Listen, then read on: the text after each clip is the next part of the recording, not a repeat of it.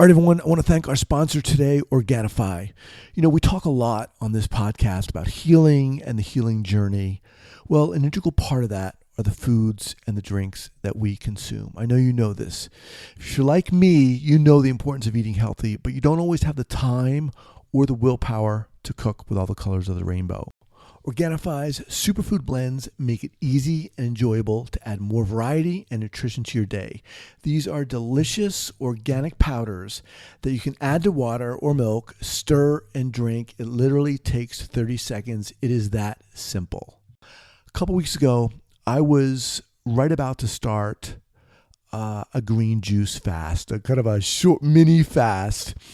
And I kid you not, the night before, Organifi reached out to me about sponsoring this podcast. And I will tell you that I was thrilled because this is aligned with what I'm doing. I'm familiar with Organifi. I've used them in the past before. I want to be able to bring to you quality products and things that are going to promote a healthy lifestyle. Organifi green juice is the one I use. It's the one I use every morning so that I know right away I'm starting the day on a healthy note. It's loaded with vitamins, loaded with minerals, and essential antioxidants. As a listener of the Trauma Therapist Podcast, you can get 21% off any item by going to Organifi.com/trauma and use the code trauma. Once again, to get 21% off any item, go to Organifi, that's Organifi.com/trauma and use the code trauma. All right, everyone, I want to thank our sponsor today, Organifi. You know, we talk a lot on this podcast about healing and the healing journey. Well, an integral part of that are the foods and the drinks that we consume. I know you know this. If you're like me, you know the importance of eating healthy, but you don't always have the time or the willpower to cook with all the colors of the rainbow. Organifi's superfood blends make it easy and enjoyable to add more variety and nutrition to your day. These are delicious organic powders that you can add to water or milk, stir and drink. It literally takes 30 seconds. It is that simple. A couple weeks ago, I was right about to start a green juice fast, a kind of a short mini fast. And I kid you not, the night before, Organifi reached out to me about sponsoring this podcast. And I will tell you that I was thrilled because this is aligned with what I'm doing. I'm familiar with Organifi. I've used them in the past before. I want to be able to bring to you quality products and things that are going to promote a healthy lifestyle. Organifi green juice is the one I use. It's the one I use every morning so that I know right away I'm starting the day on a healthy note. It's loaded with vitamins, loaded with minerals, and essential antioxidants. As a listener of the Trauma Therapist Podcast, you can get 21% off any item by going to Organifi.com/trauma and use the code trauma. Once again, to get 21% off any item, go to Organifi, that's Organifi.com/trauma and use the code trauma. Trauma Therapist Podcast, episode 338.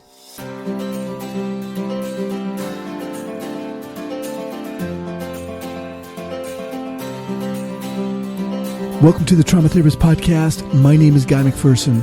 My mission is to raise the awareness of trauma and to help support and inspire new trauma workers through this podcast and my membership community, Trauma Therapist 2.0. Thanks so much for joining me today, and here we go.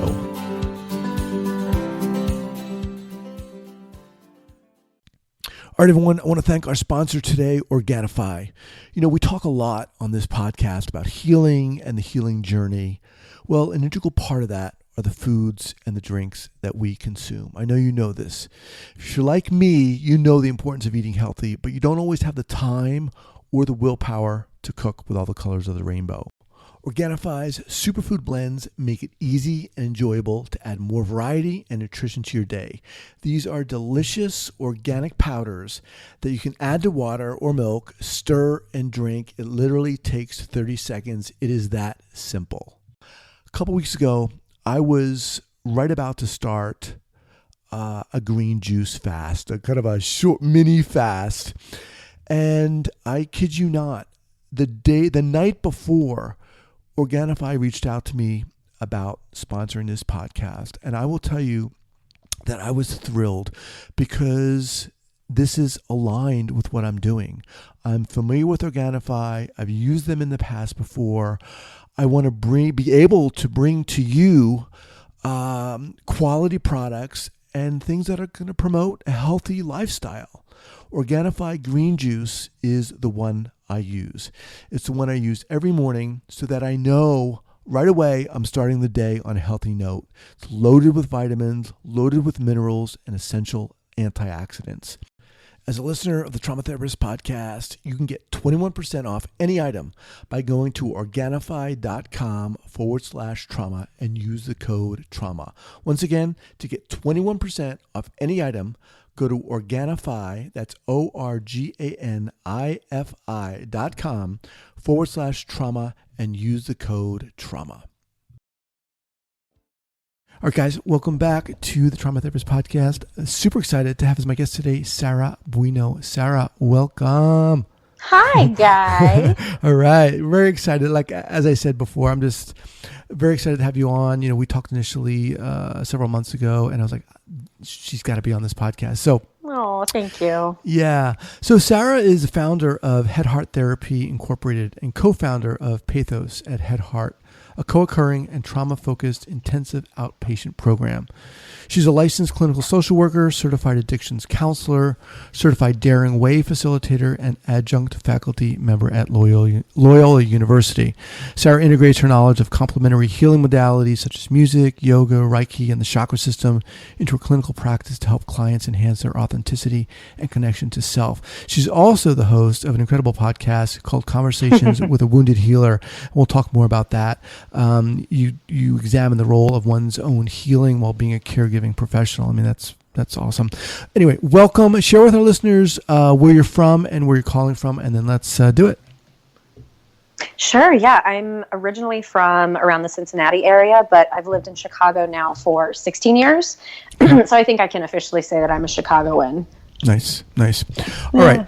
Do you have a quote you want to share? I forgot to ask you that before we started. Yeah. Awesome. Let me find it for you. So I literally, of course, like the procrastinator I am, forgot to read all your questions until just right before, but I'm exactly like the first thing that came to mind. I'm sure you and a lot of your listeners have read The Four Agreements, which is a great book, but this is a quote actually from these, I guess they're just kind of like cards, essentially, right, that are based on the Four Agreements. And when I read this quote, I remember exactly where I was working in a treatment center, and I read this quote, and it stopped me in my tracks. So one of the Four Agreements is your best is always, or always do your best.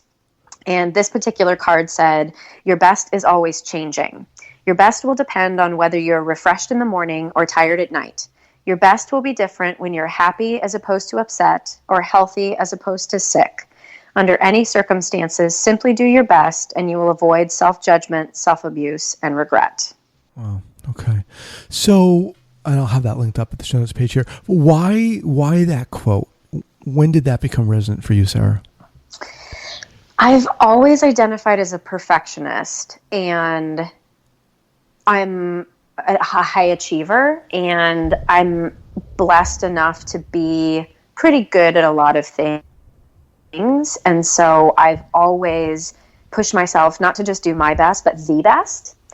And when I think it's really easy for a perfectionist to lean into the idea of always do your best means I must be performing at 150% all the time because that's my baseline, right?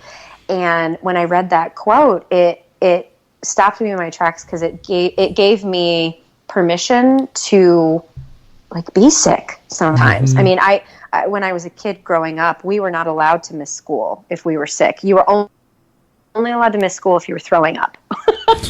So thanks, Mom, for that work ethic that I then wouldn't ever call off sick, from my job or anything like that. And literally reading that piece about your best will be different if you're sick versus well.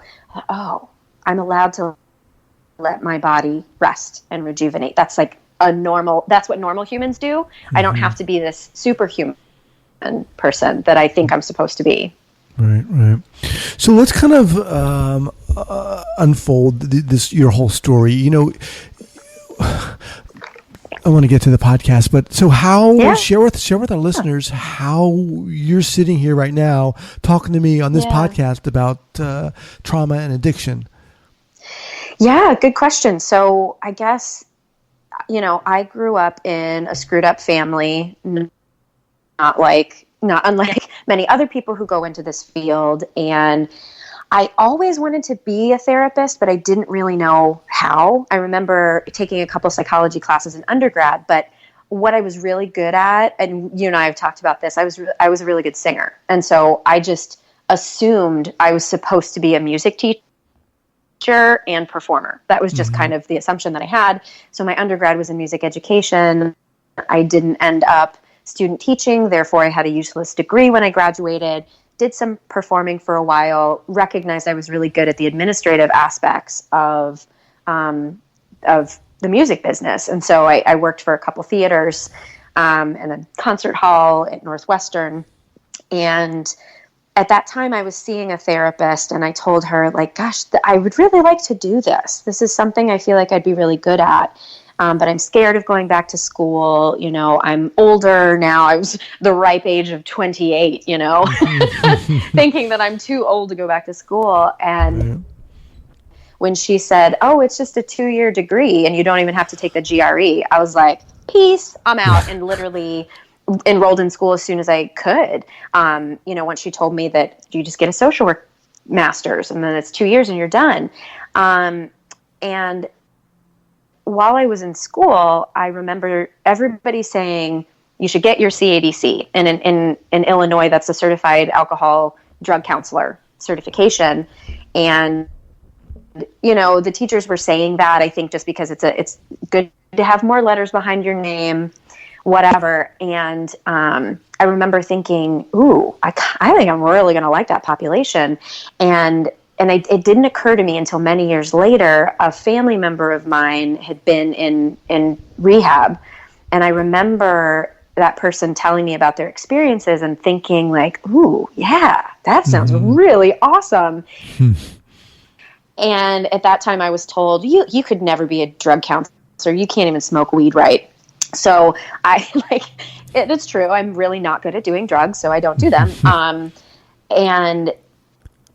But there was something about the population that really called to me. And I think, looking back on it years later, I constantly want to be surrounded with people who are trying to be the best version of themselves. And there's no other group of clients that I can think of that are doing that other than recovering alcoholics and addicts.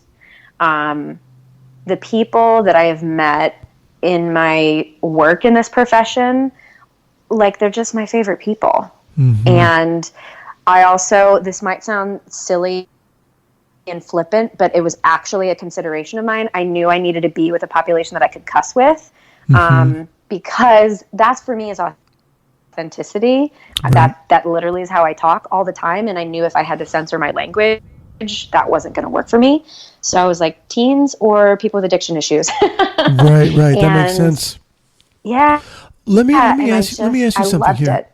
So, you talked about after a while you were able to look back and see why that population was calling you. But when you kind of got out of school and you realized your music degree wasn't happening or whatever, and then you jumped into the social work, what called you to that at that point, do you think? Well, honestly, it was the ease of how quickly I could get my degree.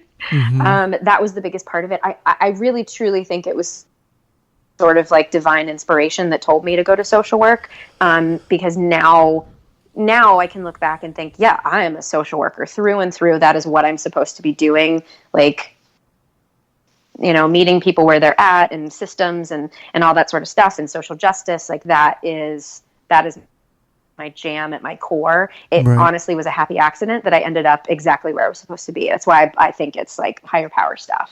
Yeah, yeah. I mean, I think a lot of people, either move into this or call to do this subconsciously or very consciously. Like a smack in the face type thing.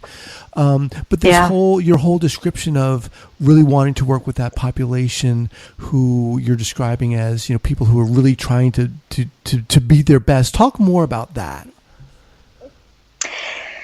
So, I mean, I guess all of like it always does, it stems from our family of origin. In my family of origin, there was a lot of mixed messages. There was a lot of covert messages, and there was a lot of secrecy.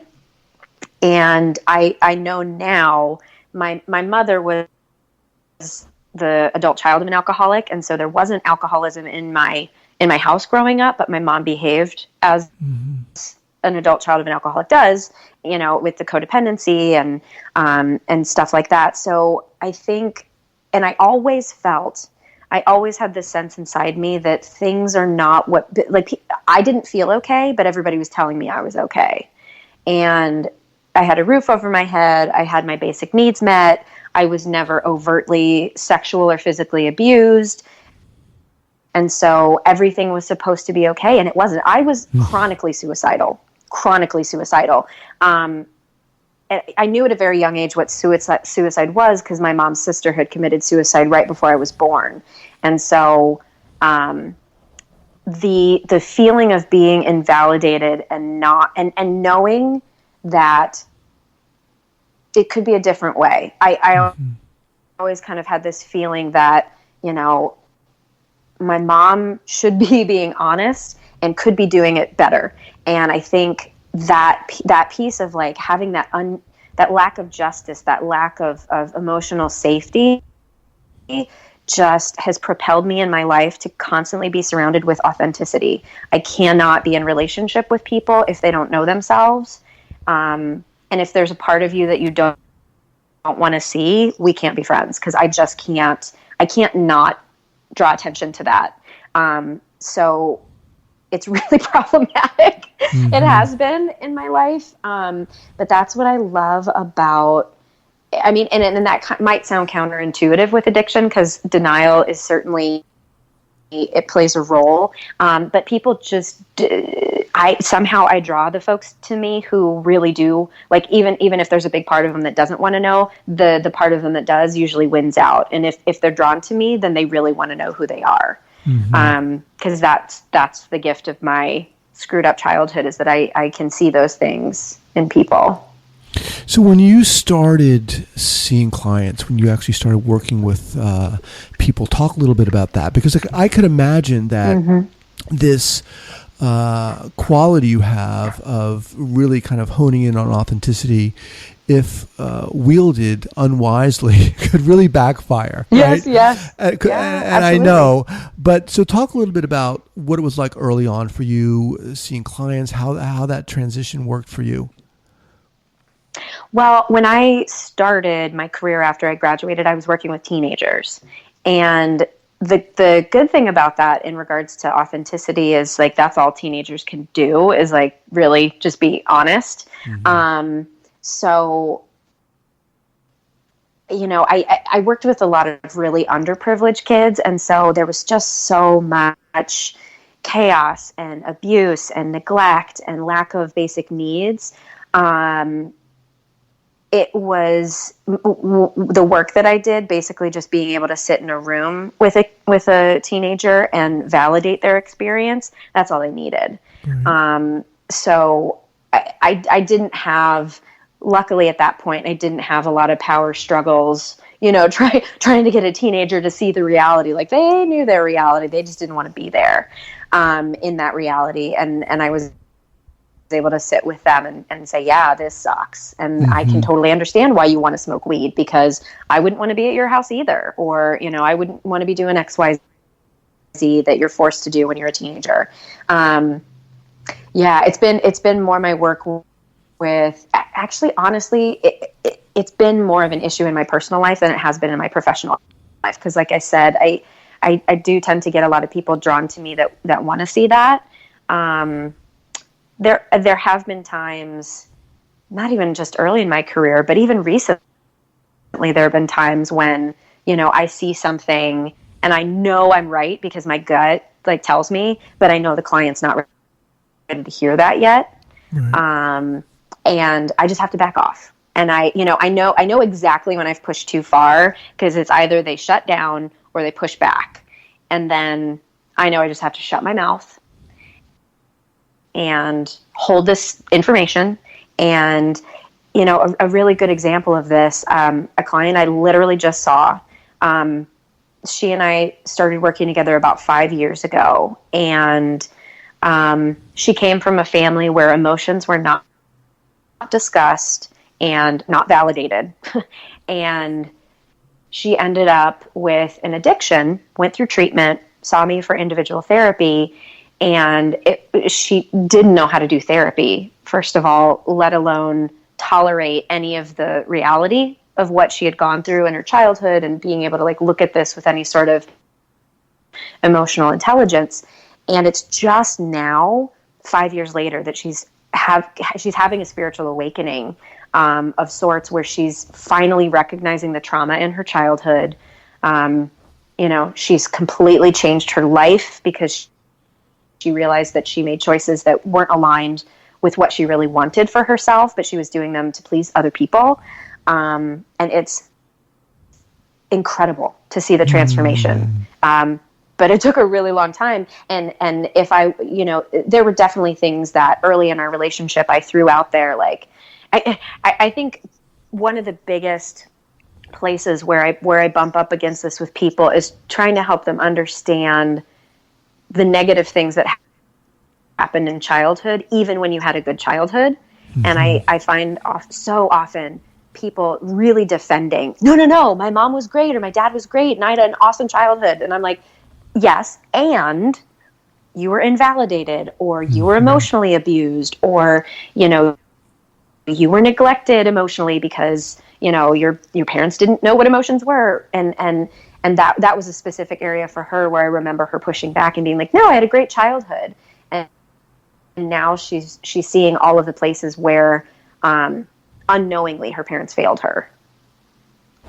Early on, let's kind of talk about like an early clinical error and what your one error.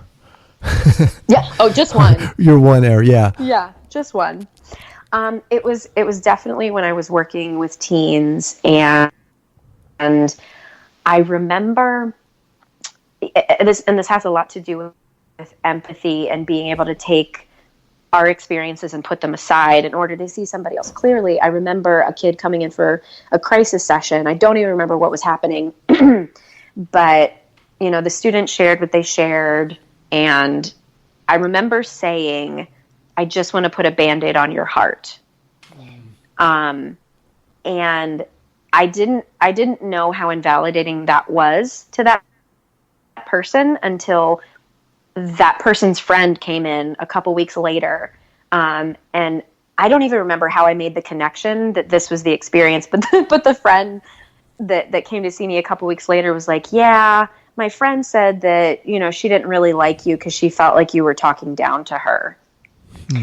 And I realized that when I said, I want to put a Band-Aid on your heart, that was because I wanted to fix her. Mm-hmm. And I couldn't tolerate the fact that there was nothing I could do to make her better in that moment. So I said this stupid thing that totally invalidated the fact that she was in a ton of pain. And so now I'm much better at empathy and recognizing when I'm struggling with having an experience. And now I might say out loud to the client, if I were to experience that, like, wow, I'm feeling this intense desire to fix you right now, but I know that I can't. So I'm just going to sit here with you in this pain. I really appreciate you sharing that, and I really love the fact that you talk about articulating that struggle. Talk a little bit more about that, because a lot of people listening here, Sarah, are kind of newer clinicians, people just kind of starting out on their trauma informed journey. Talk more about that? Yeah. Yeah, I tend to use a lot of self-disclosure. And I really feel like I got permission to do that from Brene Brown's work and doing the Mm-hmm. training with her and her team, because and what I've kind of come to really just in the past year is that my own healing journey is the most important, because through my healing journey, that's how I get to help other people. And if I can share something with a client that I am experiencing that helps them get to some sense of understanding, some sense of connection, whatever that is, then I want to do that. And I feel like over the years, I self-disclose a lot more now than I did early in my career, because I hadn't done the personal work on myself yet. So I didn't have resolution over some things that I do now that I would share that I wouldn't have shared back then. And also, I don't think I would have been able to do it earlier in my career without making it about me. Mm-hmm. Because I needed to do the personal work in order to not be so egocentric.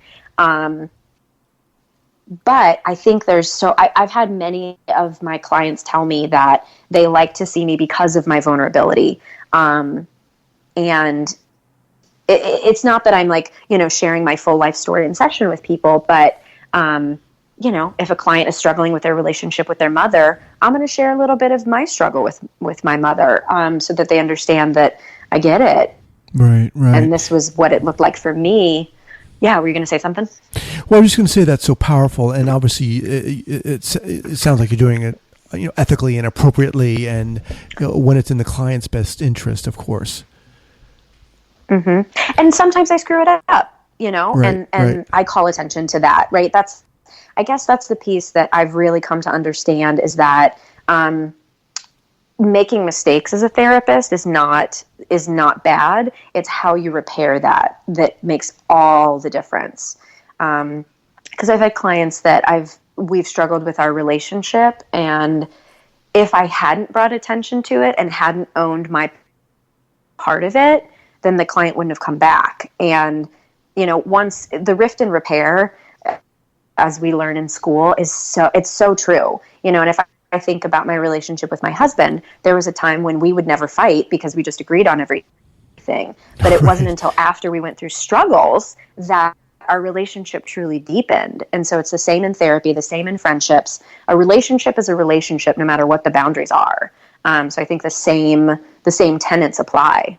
Yeah, I mean, I love it. It just sounds to me so real, and this idea of making mistakes and just they're there. It's kind of one of the things I talk about is I talk about the crystal ball and the chunk of clay, and I think a lot of people walk around holding. Idealizing the therapeutic relationship as like this crystal, this glass ball that, oh my God, if I move, it's gonna shatter, as opposed to this chunk of clay that is gonna get nicked and marred, and that's fine. That's the way things are. So one thing here I want to kind of tease out, and I think a lot of times, especially in this field, we talk a lot about it, but rarely drill down into it, and that is authenticity. You've talked a lot about that and being authentic.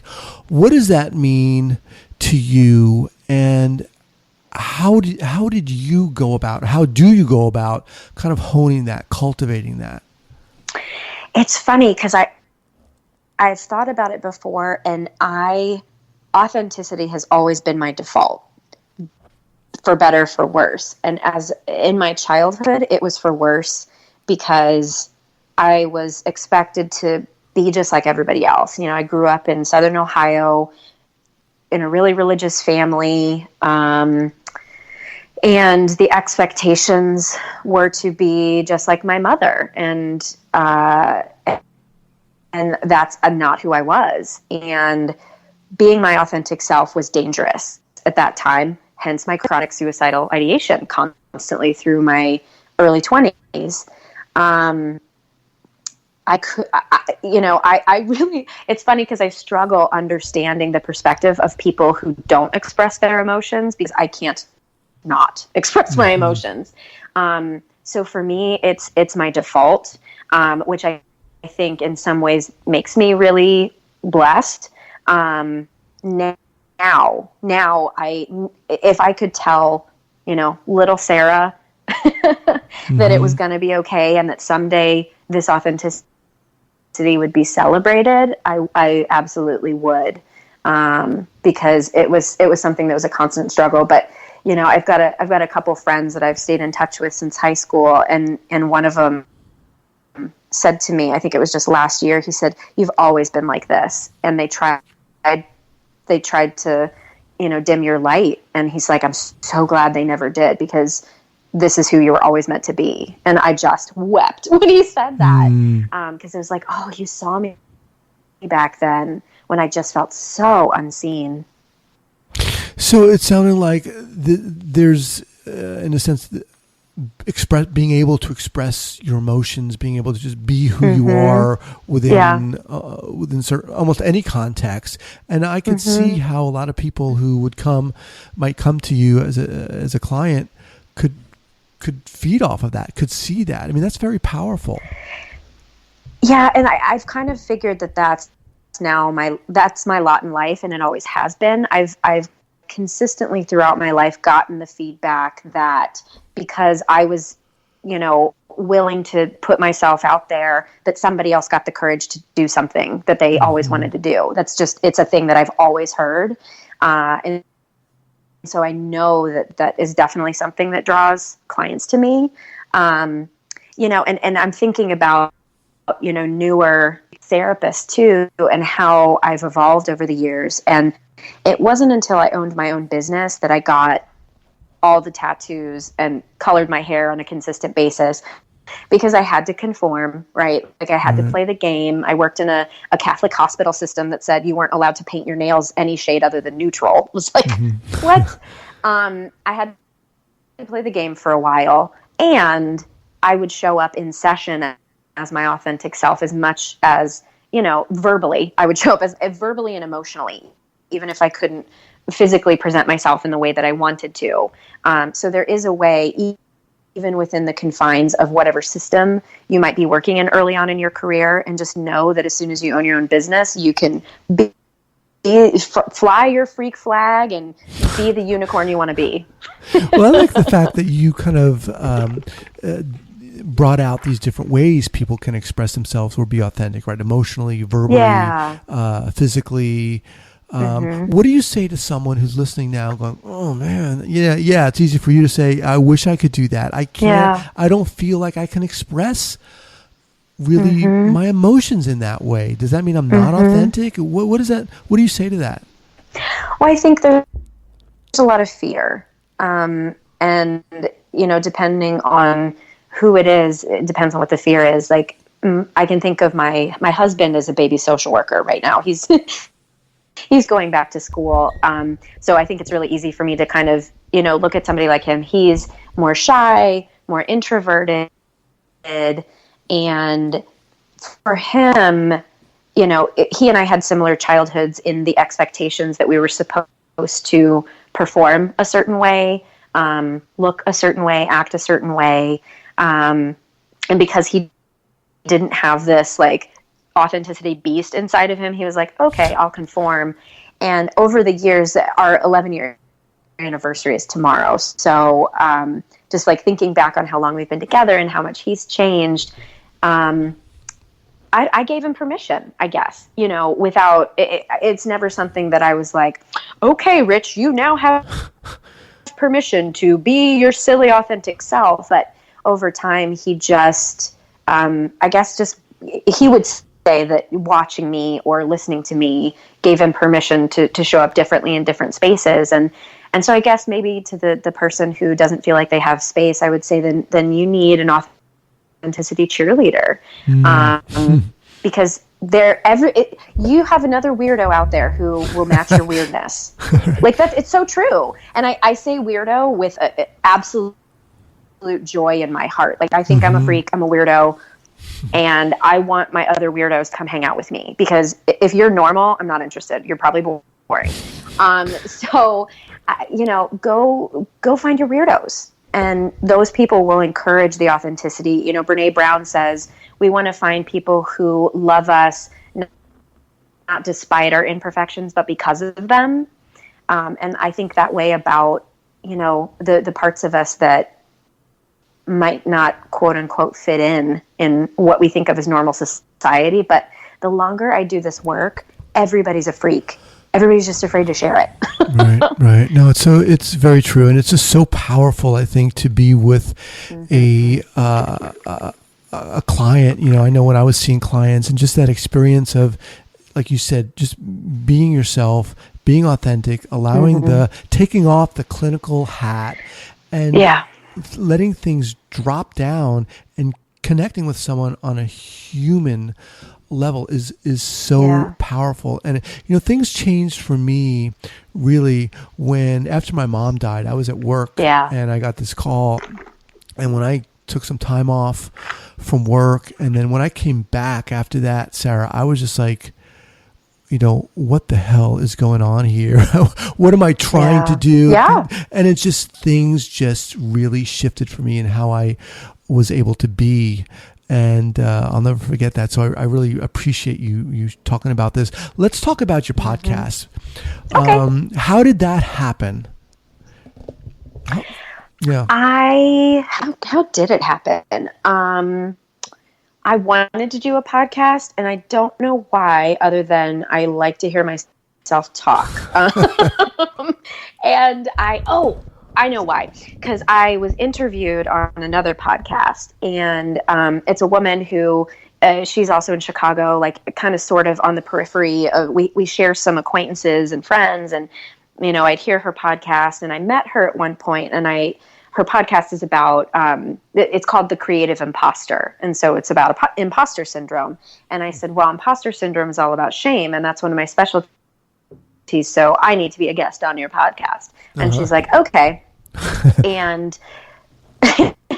and when I listened to the interview, it was so cool to be, because I had told you, you asked if we could do this on video today, and I told you I'm not a big fan of seeing myself, because there's so much judgment that comes with the way that I look, for me, and I think a lot of people can relate to that. But when I just had the opportunity to listen to my voice, I was able to be outside of myself enough to be so proud. I cried, and I was like, oh my God, Sarah, you know what you're doing. Like, you're really good at this. And it was literally the first time in my life where I really felt like I dropped into a place of self-love, that it felt like I was a parent to myself in that moment.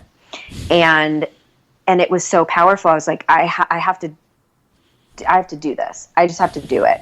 And I honestly don't even really know, like a lot of things in my life, can I cuss? Yeah, sure. Can I cuss on here? Okay. Yes. Because I always tell my therapist, I can manifest like a motherfucker. And if I think, I have to be very careful what I wish for, because I will get it tenfold.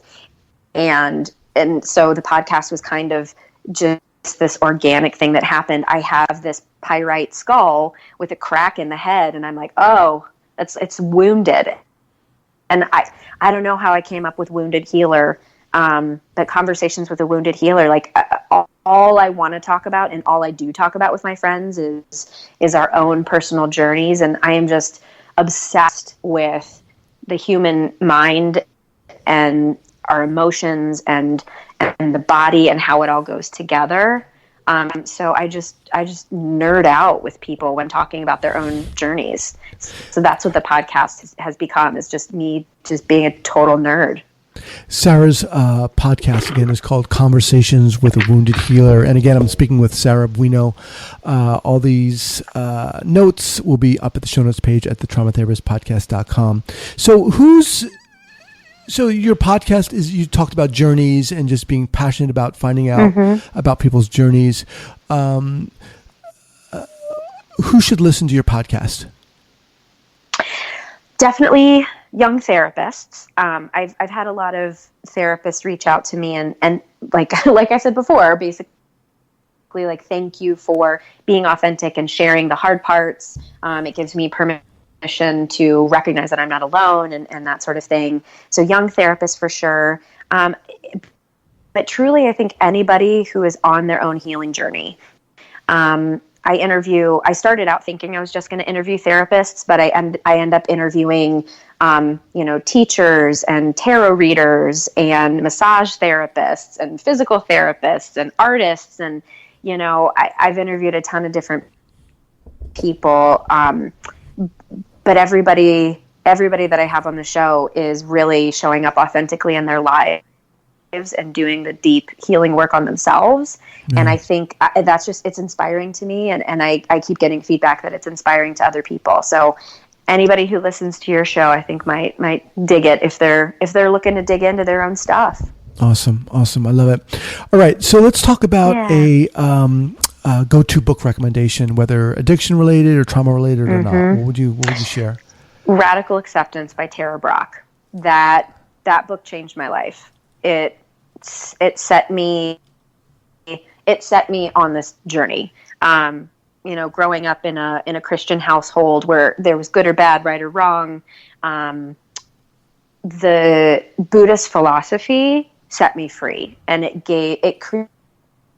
creates a space to not have shame, to be able to be honest about the things that we do that are unskillful, while also encouraging us to be more healthy and skillful. And so that book changed everything. So I always tell people, if you haven't read it yet, go immediately, get it now. So that's Radical Acceptance, Embracing Your Life with the Heart of a Buddha by Tara Brach. Awesome. Yeah. All right. What's the best way for people to get in contact with you, Sarah?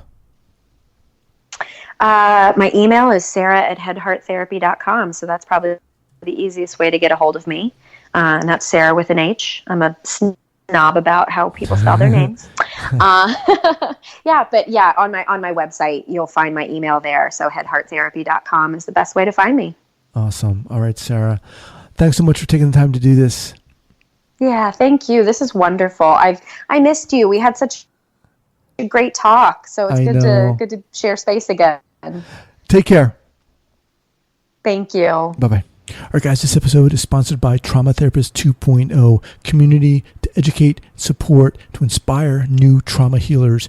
If you're a new trauma worker, new trauma provider and healer, you're starting out on the trauma-informed journey and you're tired of doing this alone and looking for support, looking to be around a community of other passionate trauma clinicians, I invite you to check out Trauma Therapist 2.0 at traumatherapist2.com. That's traumatherapist2.com.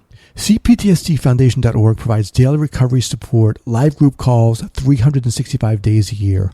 All calls are led by trauma-informed advocates, authors, and highly respected practitioners in the field of trauma recovery. CPTSDfoundation.org helps survivors connect with others who've walked through the fire of abuse and are on a path toward healing. After working with thousands of survivors all around the world, they know how to help you escape the shame of abuse by connecting with like-minded individuals so you can finally feel like healing is possible. Stop isolating between therapy appointments. Getting re-traumatized with your current strategy is no longer necessary. Reach out to CPTSD Foundation today and discover the life-changing, daily, trauma-informed peer support you've been waiting for. That's cptsdfoundation.org.